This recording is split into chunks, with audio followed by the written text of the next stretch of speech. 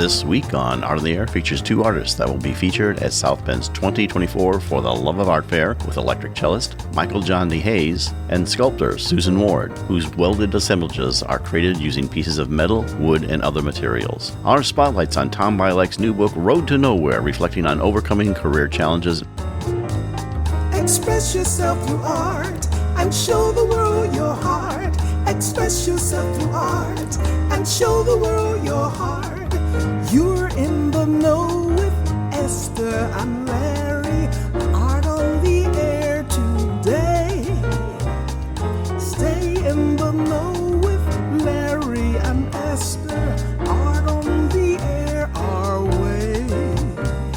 Express yourself through art and show the world your heart. Express yourself through art and show the world your heart. Welcome. You're listening to Art on the Air on Lakeshore Public Media, 89.1 FM, WVLP 103.1 FM, our weekly program covering the arts and arts events throughout Northwest Indiana and beyond. I'm Larry Breckner of New Perspectives Photography, right alongside here with Esther Golden of The Nest in Michigan City. Aloha, everyone.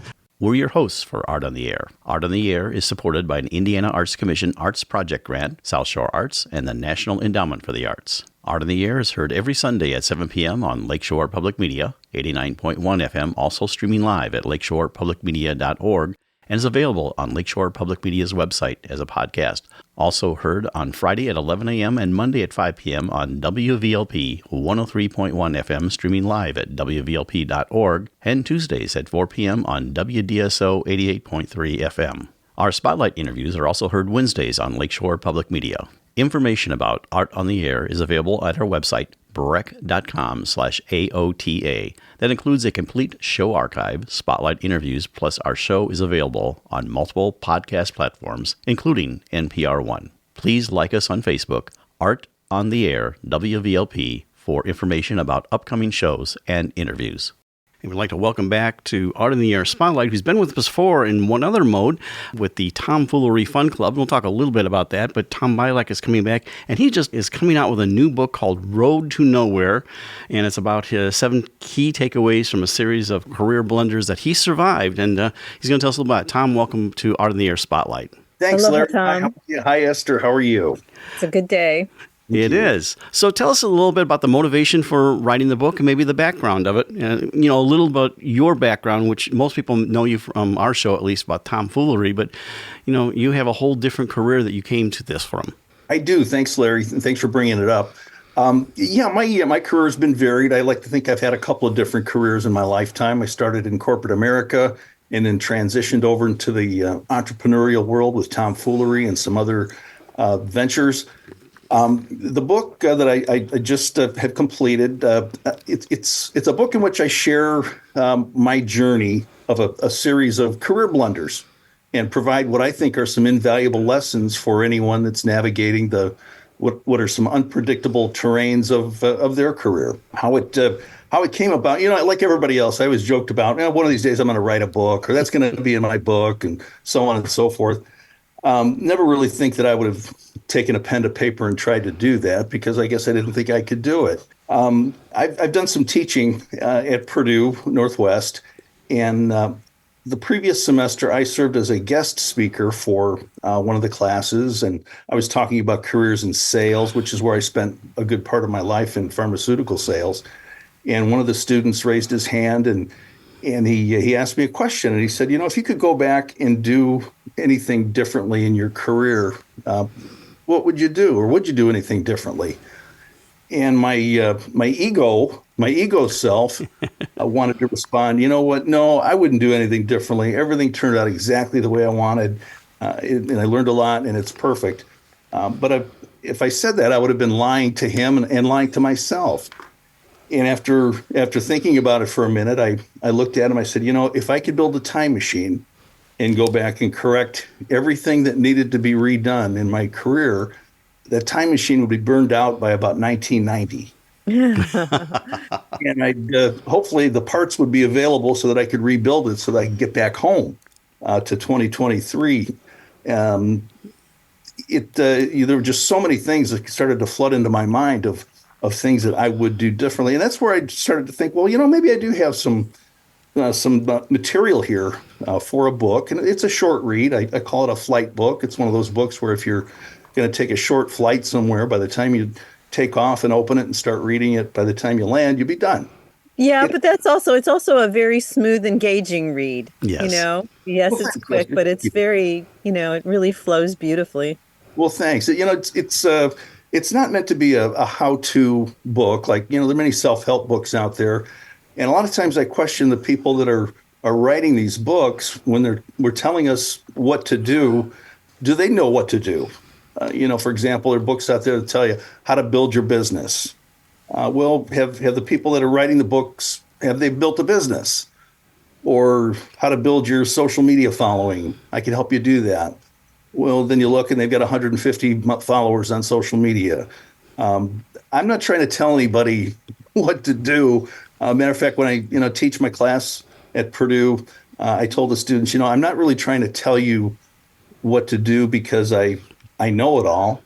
I might be sharing some examples of things to do because I've made all the mistakes. I've made all the blunders. I think I could save you some time by sharing some of those blunders with you. And that's what really this book is about. It's about sharing some examples and, more importantly, the lessons that I learned based on some of those mistakes. And I came up with 7. I could probably come up with another 50. But I thought, well, let's just stop at 7 and see where it goes. Share those 7 with us real quickly. Real quickly, the first and most important lesson that I learned is what is desired is greater than what's available.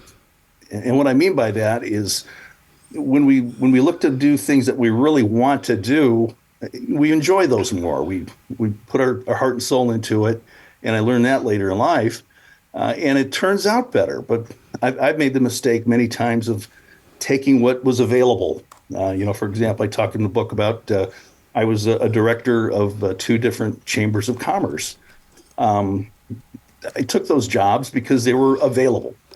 They were horrible job fits for me. One I was fired from, and the other I quit before I could be fired. It's just they didn't work out. It wasn't a fit for me, but it was available.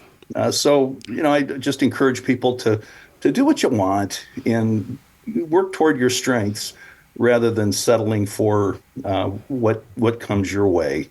We are almost wrapping up here. Tell us a little bit about what's happening with Tomfoolery, or you have an anniversary coming up, which I think is really important.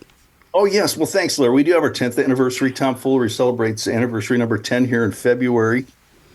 It's been 10 years and almost 200 shows and literally hundreds of dollars in profit over those 10 years, which we're really excited about. But we'll celebrate our 10th anniversary show at Langel's, the birthplace of Tomfoolery, Langel's in Highland, on March 9th, and shows at 8 o'clock, and tickets are still available.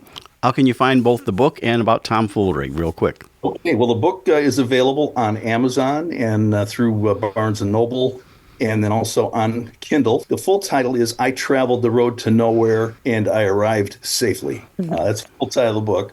Road to Nowhere for short. And it's also, I think I mentioned Kindle. And tickets to Tomfoolery available at tomfooleryfunclub.com. Well, that's Tom Byelick. His new book is Road to Nowhere. You can find that in all the places. And, of course, Tomfoolery Fun Club, 10th anniversary, March 9th at Langel's, where they all started. Thank you so much for coming on Art in the Air Spotlight. Yeah, and hello to the beautiful Miss Michelle. Thank you, Esther, and thank you Thanks, so Tom. much. Appreciate that. Art on the Air Spotlight and the complete 1-hour program on Lakeshore Public Media is brought to you by Macaulay Real Estate in Valparaiso, Olga Patrician, Senior Broker. And as a reminder, if you'd like to have your event on Art on the Air Spotlight or have a longer feature interview, email us at aota@brech.com. That's aota@brech.com. This is Whitney Reynolds of The Whitney Reynolds Show, and you are listening to Art on the Air on Lakeshore Public Media, 89.1 FM, and on WVLP 103.1 FM. Underwriting for this Art on the Air feature interview is brought to you by the 2024 For the Love of Art Fair at South Bend Century Center, running February 17th and 18th. More information is available on the web at fortheloveofartfair.com.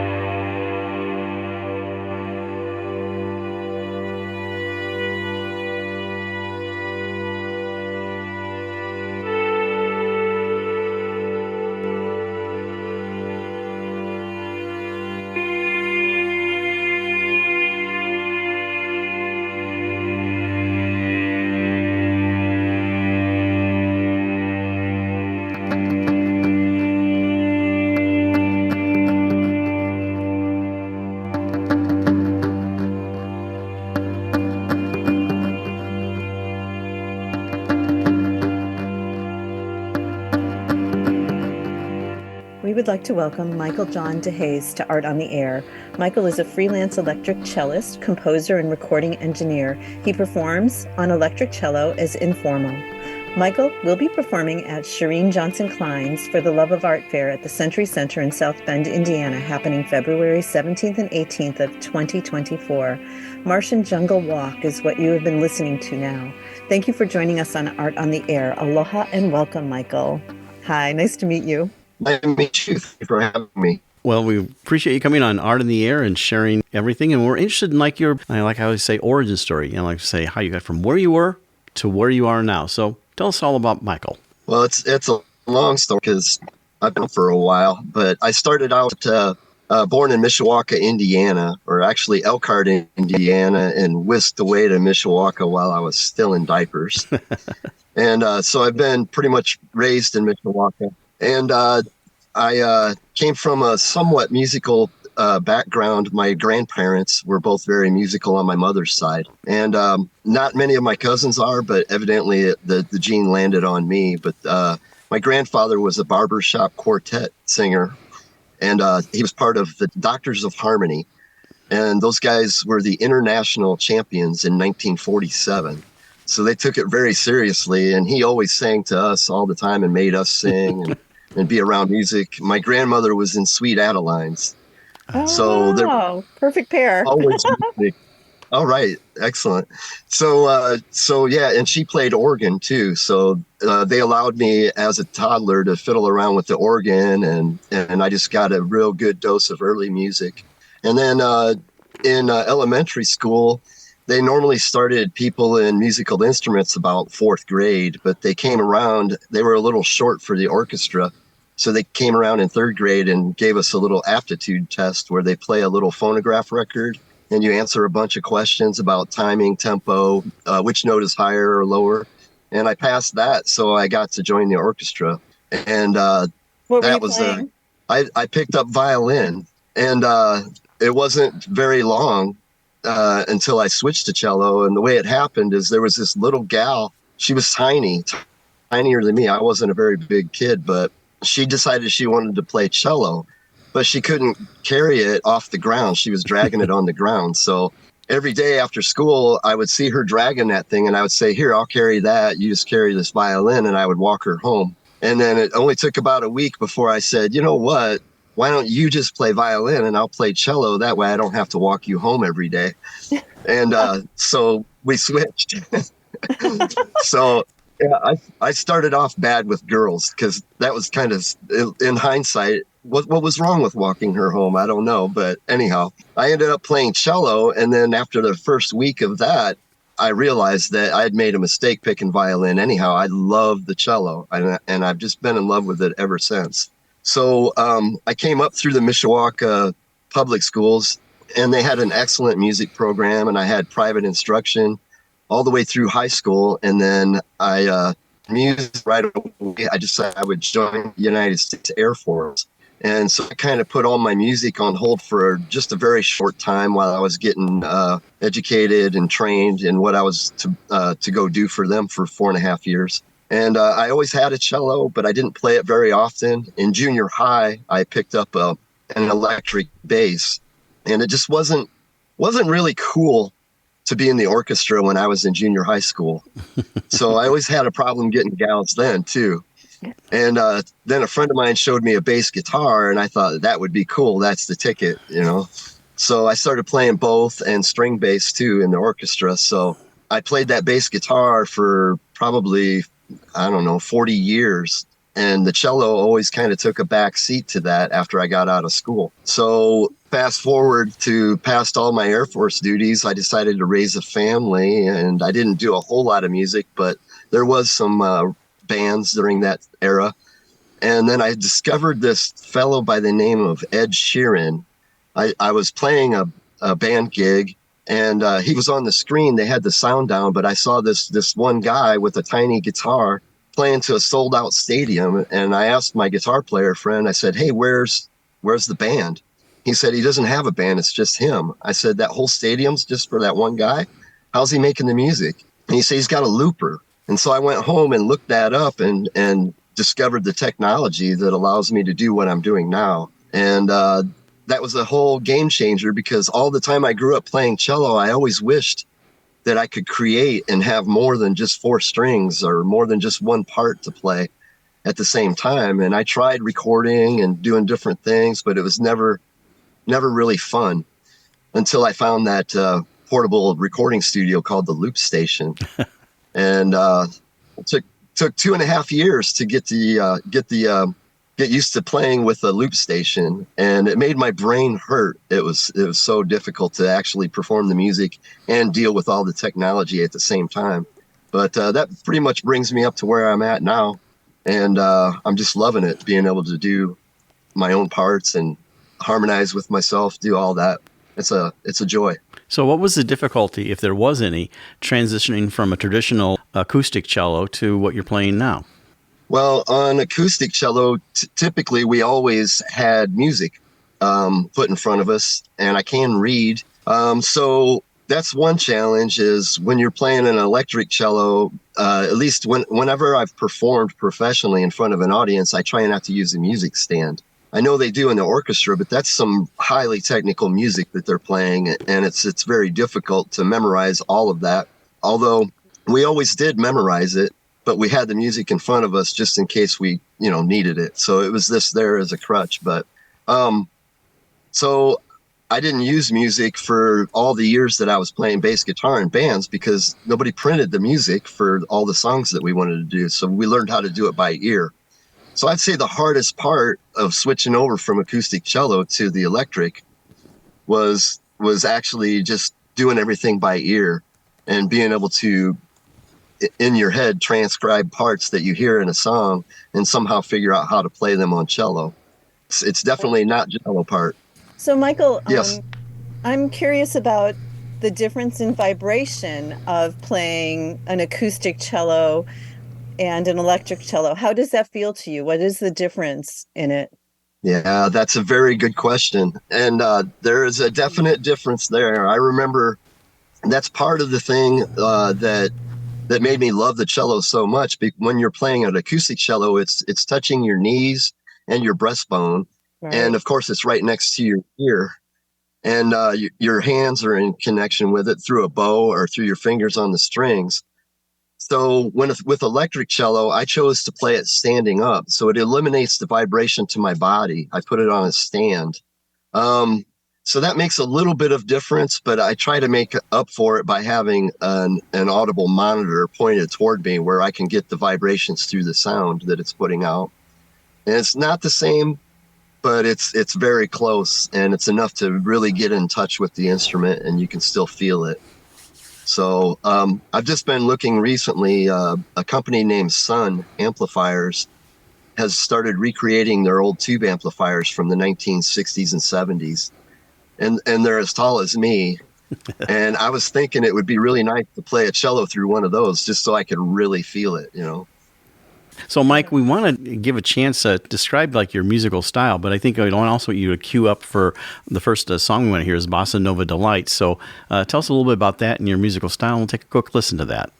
Okay, the musical style, I quote my influences as not a whole lot of musicians, but growing up, I listened to all sorts of music, and indeed, I've played in all sorts of bands, whether it's jazz, blues, rock, country, bluegrass. It's all over the place, and I just love all kinds of music. So I really don't know what style of music I'm playing. There's so many genres now. I see when I post my music online, they want to know where to put it, and I really don't know. It's electronic now, but it's basically a classical instrument, so I can't quite put my finger on it. The song Bossa Delight, that came about, I was inspired to play this piece, and I just fired up my loop station, and I just hit start on whatever drum pattern was in there, and it was a Bossa Nova pattern. So I built that song that I was inspired to create off of that Bossa Nova drum pattern, so I called it Bossa Delight. And but my music, sometimes it's like no beat and almost no melody, just harmonious, just drifting around. sometimes it can be based on maybe a simple blues pattern or something. So I really don't know what style it is, but it's electronic and it's modern. And it was inspired by the work of Frank Lloyd Wright. In some cases, there's an Italian composer by the name of Piero Umiliani, and he's known worldwide for his song Mana Mana, which the Muppets covered. And but his music catalog is huge, and I'm a big admirer of his. That's also where the name Informal came from, is one of his songs that he put on an album. And also Vince Guaraldi is one of my influences, and they're varied, but those are the main ones. And if you know Vince Guaraldi, he drifts around a lot. There's all sorts of styles in their music. So, well, let's take a listen to Bossa Delight with Michael DeHays.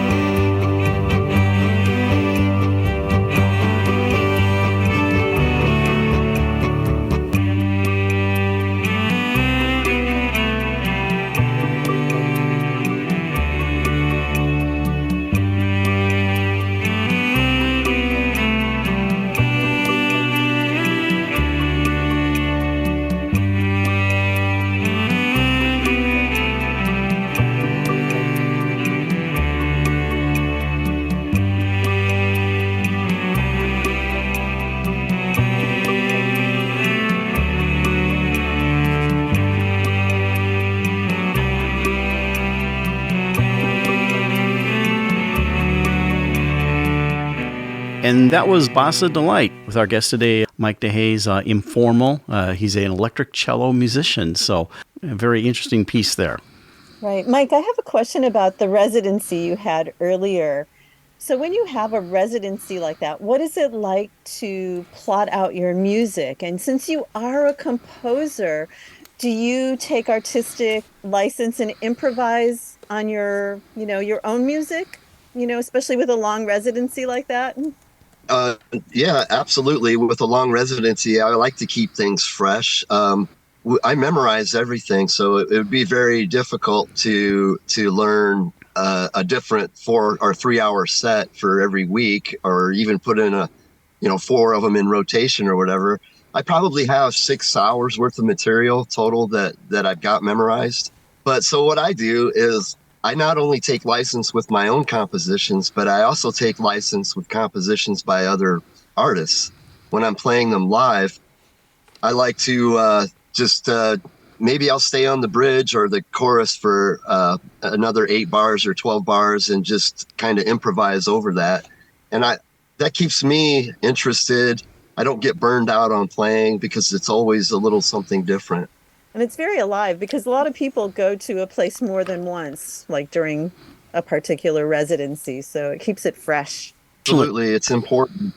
Unfortunately, Michael, we're going to have to wrap it up here, but I want you to set up Usonia Dream and also quickly tell us about how people can find you online and such. Okay. I do keep a website at informal.com, and that's IMPHORMAL.com. And there you can find my tour schedule, and my music will be right there on the front page for you. You can listen to it or purchase it if you choose to, and I can even mail you hard copies of CDs if you like. And you can find me at the For the Love of Art Festival. I'll be there both days for that. And also, I'd like to say that this song, Usonian Dream, it's basically based off of a 2-year period of time that I spent going off on the internet and it's researching everything I could find out about the man Frank Lloyd Wright. And through that research called Usonian architecture. And it was organic and just very beautiful and utilitarian and affordable for families. And that was his dream, that everyone could live in harmony with nature. And I just fell in love with that. And one morning after that 2-year period of study, I woke up and I had that song, Usonian Dream, complete in my head. And I just had to learn all the parts on the cello. So Usonian Dream is based on the work of Frank Lloyd Wright. So, well, we'd like to thank you for coming on Art in the Air. You're going to be hearing Usonia Dream as we play out here. Michael DeHays, cello musician, electric. Thank you so much for coming on the show. Yeah, thank you, Michael. Thank you.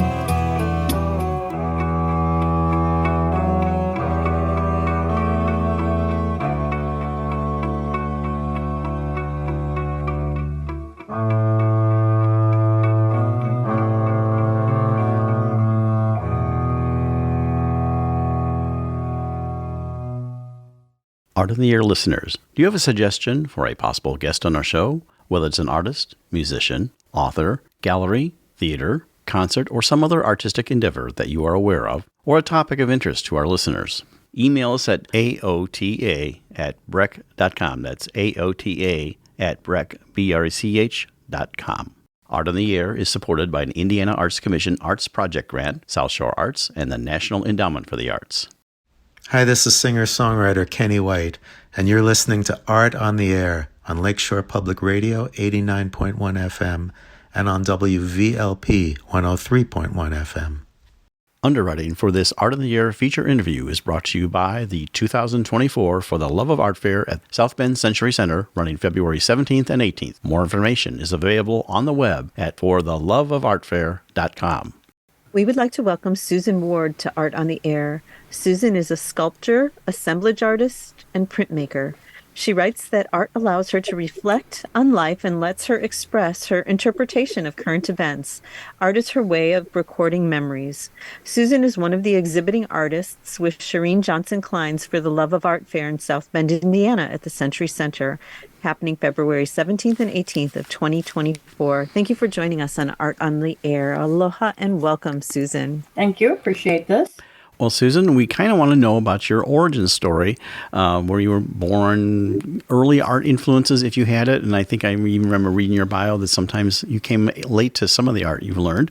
But I'll tee it off by saying how you got from where you were to where you are now. So tell us about Susan.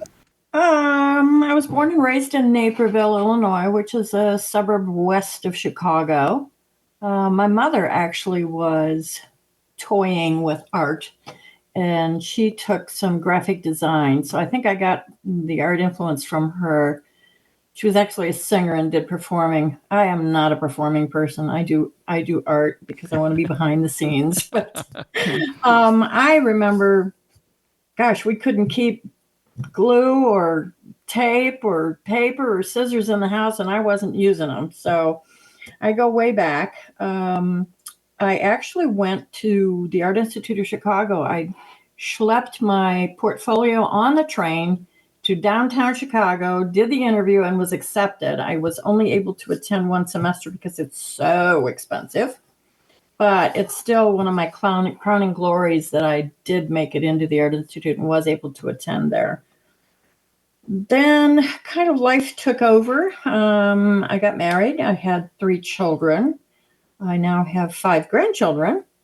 Unfortunately, my husband, my late husband, suffered with MS and did pass away in 2007. My kids encouraged me to go back to school. It was one of the things that I'd always wanted to do. I went to a junior college in DuPage County. It was very small at the time. They had to rent trailers for people to take art classes in. It was that small. It had a tiny little campus with just a few buildings in it.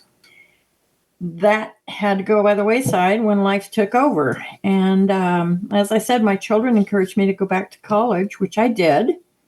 And I only took one semester the first time because I really didn't know how I was going to fit in as an elder student. And I was kind of concerned that, I was going to stick out like a sore thumb. I have to tell you that the kids were wonderful. I enjoyed every class I had. I still have friends from school. I joined the honors group and did graduate with high honors. It was a wonderful experience. My mentor was Dora Natella, who has recently, unfortunately, passed away in a terrible car accident. Dora is one of the most gifted artists I've ever personally known as far as sculpture. She's just amazing. And I was able to travel with her to Italy for the summer in a summer program through IUSB. Studied the classics and got to see all of the beautiful things that were there. And it has inspired a lot of my printmaking. I took probably 300 photographs a day for a month. And a lot of my printmaking has been influenced by a lot what I saw there. So, Susan, you go back and I see that your email is actually fiber artist, but now you're kind of moved on from that to do, well, sculptor and other things. So tell us about that transition. Yeah, the Fiber Artist for Life was because I was the president of the Fiber Artisans here in South Bend for about 6 years. I had joined the group. Working with fiber was very easy to do. When you have children, you don't have to worry about oxyacetylene torches or welding machines or any of the other metallic things that I work with now. So I worked in fiber. And as I said, I was their president for about 6 years, which is where the name of the Yahoo account comes from. I have not switched it over. I will always be a fiber artist in my heart. But yeah, that's how that came about. I didn't show up at a summer meeting, and the next thing I knew, in the fall, I was their president. So yeah, show up at meetings, people. So you made the transition. So tell us about your journey into sculpture, first of all. When I first went to college, when I was 18 years old, I think, was when I went to college at DuPage. I was interested in sculpture at that time, and I took sculpture and I took some jewelry making classes. And I've always been kind of a three-dimensional thinker. So when I decided to go back to college, I did not actually declare my concentration immediately. I wanted to kind of play around. Being an older artist, I thought, what the heck, I never got to really go to college like most people and have that wonderful college experience. So I decided I was just going to try out a few things to see what I wanted to do. And it always came back to sculpture.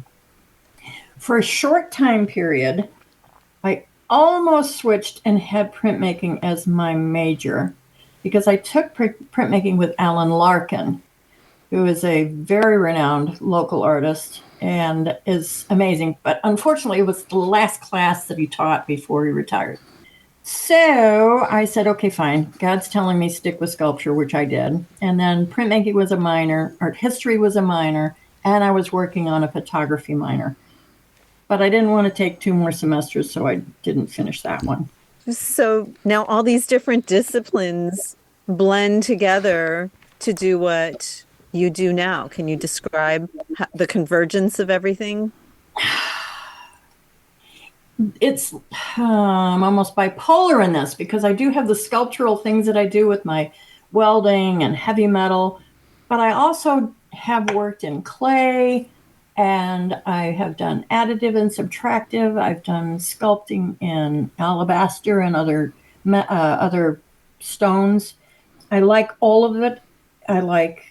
But lately my focus has been primarily on working with metal, and I do quite a bit with reclaimed barnwood, where I do these assemblages on this reclaimed wood. I have been collecting stuff forever. And I now have a place to show it. So hundreds of gears, and my family history was of rural. My Uncle Earl and my Aunt Mary had a farm. And I remember going and spending summers there, feeding the chickens, running around, with the animals. And I love that part of our history as a country. And in particular in the Midwest, where it is very rural, we have a lot of farming. And so what I'm taking is things that probably would end up in a landfill otherwise, and I'm taking these objects and putting them into my art as a way of kind of preserving that part of my life. I also am looking at a lot of things because of COVID. I started focusing on maybe the darker side, where what happens when we're gone? What happens to us and to our essence? And so I really started thinking about my own life and what will happen. So some of my work is reflective of I wouldn't say religion, I would say spiritualism. So there are some elements of that in it. And so I bring to my art my life experience. That's kind of where it all converges. Is this the first year you've been involved with the For the Love of Art Fair in South Bend, or have you been there several years? Very honored that Shireen asked me to be her featured artist. She's been asking me for a couple of years to do it, but I wasn't in a position because of solo shows that were coming up that I just didn't have the time to really devote to it. And so she hit me up this year, and she caught me at a good time. And so I'm able to really, really focus in on the artwork for this particular event. I go to it every year. I buy things from the other artists every year. But so this will be my first year actually participating. You're listening to Art on the Air on Lakeshore Public Media 89.1 FM, on WVLP 103.1 FM. Where did you first meet Shireen? Oh, I'm trying to remember the first time I met her. It may have been through my daughter, Amanda Ward. She happens to be the curator at Fernwood, or Alan Larkin, who is her special person. But I think I met Shireen through them. Oh, nice. Yeah, and Alan was a feature artist 1 year. So that may have been the year that I was introduced to her personally, I believe. What method do you use for your printmaking? Oh, wow. Boy, I've done it all. I've done silkscreen. I've done intaglio. I've done lithograph. Right now I have just a small printing press that a friend of mine from the Women's Caucus has loaned me. So I'm working mainly right now on woodcut and linoleum block, because those will be easy enough to do with that without having a whole setup for, silk screen's Right. another whole process. You got to have a big space for that. And my garage is already taken up with my welding. That is your studio, your garage for welding. For welding. And then I have the inside studio, which was originally our family room. And I tend to kind of ooze through into the house. And my daughter has to, round me up and get me back in there again. So the inside space is for these wall hung pieces, these smaller things that I'm working on. Who did you learn welding with? That was through Dora, and I also attended a class at Ivy Tech where I learned arc welding. Mm-hmm.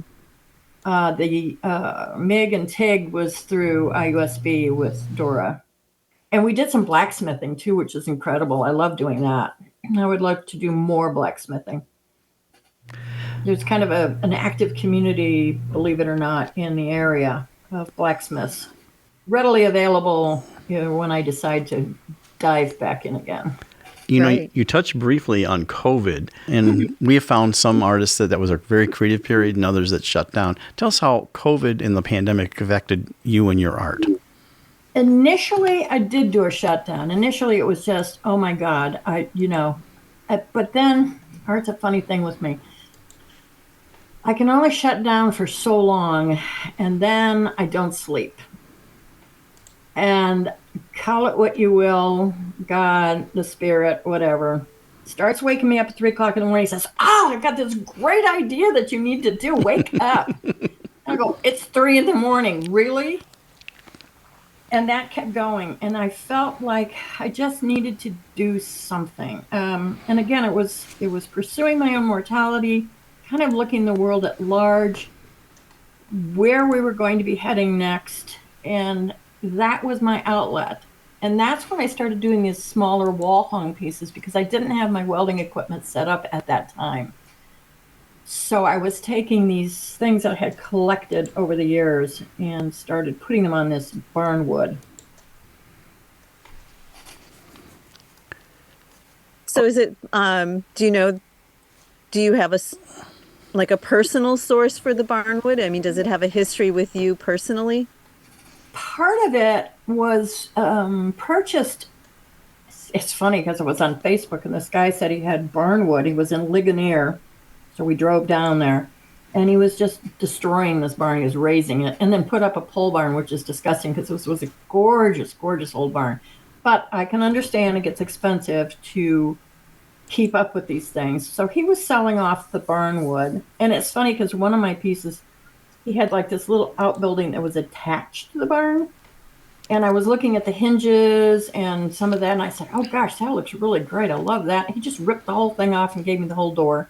That is one of my pieces. I find wood all over the place. And people are starting to bring me things and give me things, which is great. I did a piece out of license plates.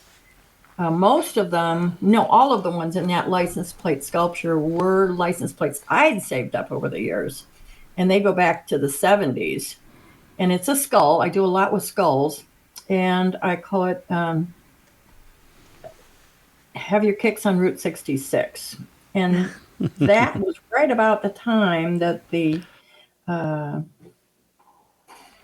singer passed away shortly after I finished the piece. But it's made out of license plates and spark plugs and a camshaft and a wheel cover. It's a freestanding 3-dimensional piece.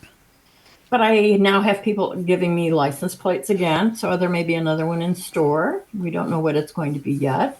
I have people that give me rusted bits of this and that, gears. I have one of my friends from the Women's Caucus gave me these beautiful rusted lanterns, which I will be making a piece with. So it's just kind of haphazard. You never know what's going to be on your doorstep. Right. Yeah. Well, Susan, is there some kind of art that you are wanting to explore that you haven't, like something completely different? I hear you studied a little bit of photography, a little bit of this and that. So was there something saying, well, I've done this and maybe that won't be my main thing, but something I can explore? Actually, what I'd like to do is go bigger. Go big or go home. I want to do outdoor sculpture. I would love to have a piece featured at Fernwood. I have big plans. I would like to have one at Myers Garden. Hey, if you're going to dream big, you know? So I do have some goals, but I would like to do some larger 3-dimensional welded pieces for outdoors. Would you need to do that from your studio, or you might have to go someplace that has a larger facility? No, what I'm doing is actually, my poor husband, my current husband is like having to keep up with his tetanus shots because I also use because of the rusted metal and barbed wire. I use a lot of barbed wire. Poor guy.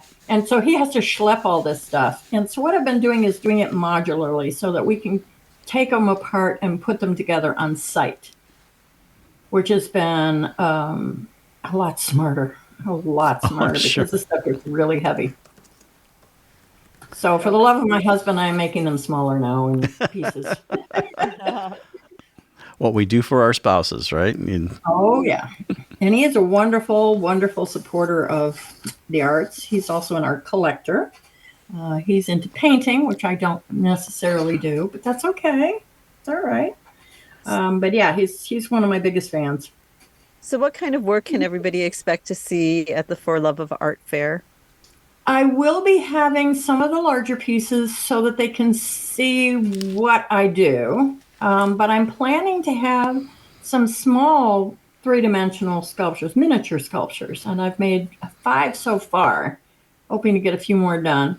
I will be having some of my works on paper, some of my prints. No photographs, but prints. And again, some of the wall hung pieces, but I'm making them smaller. So they're a little bit more intimate. They're going to be a lot more affordable than the big ones. And easier to place in a home. You don't have to have a large space for them. So that's kind of what I'm working on right now, focusing on going smaller instead of bigger. And then once this is over, I'm probably going to go really big. Do you already have it designed? Your Fernwood Meyer garden piece? No. And that's the funny thing with my pieces, they're very intuitive. In fact, one of them is titled Intuitive Serendipity. The pieces themselves kind of tell me what they want me to do with them, where they want to be, how they want to be assembled. So one of the classes that I had, Dora had to take a semester off, and there was this wonderful young teacher that came in, and she said, okay, I want you to draw the design of what you're going to do. And I went, oh, no, because I don't work like that. So I didn't know, and I tried to explain. She said, "No, that's the assignment. You got to draw it first." And I tried, and I kind of did this real loosey-goosey sort of thing. And of course, my piece didn't come out looking much like it at all, but at least I fulfilled the assignment. That's true. Yeah. Well, before we talk about For the Love of Art Fair, again, you have some other exhibits coming up in 2024. Tell us a little bit about those. I do. I have a solo exhibit coming up in Fernwood in their large indoor gallery. That'll be in the summer of 2024. Oh my gosh, yeah, we're in 2024. I also am going to have a solo exhibit at Fire Arts that summer as well. So I'm going to be a busy girl. Oh, nice. Fire Arts is nice. Yep. I also keep real busy. I'm a member of the Northern Indiana NICA. Northern Indiana. Oh my golly, I can't remember what it's called. NIAA, Northern Indiana Artists Association. I'm a member of that, and they have quite a few shows. I was just in a show with them in Plymouth, and I did get a second place award. Or no, I got the Jurors Award for that piece. And then I'm very active with the Women's Caucus. I'm on their exhibition committee, and we have a lot of shows. We have at least 2 shows per year. So I always participate in those. So I keep pretty busy. Well, we'll wrap up here because we appreciate you coming on. This is Susan Ward. She was going to be, what's your website so our people know about how to find you? It is SusanMWardArtist.com. And she will be part of the For the Love of Art Fair on February 17 and 18 at the Century Center in South Bend. So you can see her work in person there. And you can contact her at her website. You can also email her at fiberartistforlife. That's fiberartistforlife@yahoo.com. Make sure you spell fiber F-I-B-R-E, not E-R. Fiber Artist with an R-E, like the British spelling. Susan Ward, thank you so much for coming on Art of the Air and sharing your art journey with our audience. Yeah, thank you so much, Susan. You're welcome. Next week on Out of the Air features singer-songwriter Bonnie Kolak, a fixture in the Chicago music scene since 1968, featured for a decade at the Earl of Old Town and returning there one night only on February 3rd. She appeared in Joseph Papp's Broadway musical, The Human Comedy. Our spotlight, it will be on the Starlets, who will be featured February 13th at Lakeshore Community Concerts in Munster.